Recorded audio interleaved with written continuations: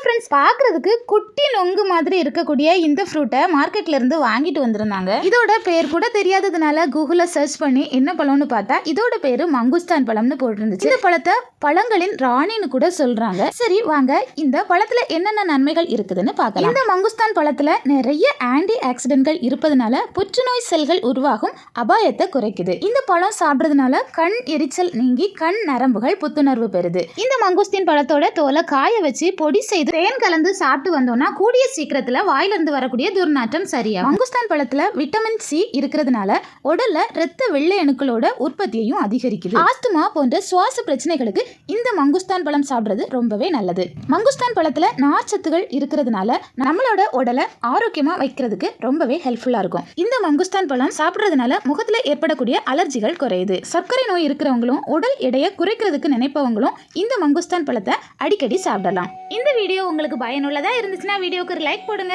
எங்களோட சேனலை இப்பதான் நீங்க ஃபர்ஸ்ட் டைம் பாக்குறீங்கன்னா மறக்காம சப்ஸ்கிரைப் பண்ணிக்கோங்க. பக்கத்துல இருக்கிற பெல் ஐகானையும் கிளிக் பண்ணிக்கோங்க.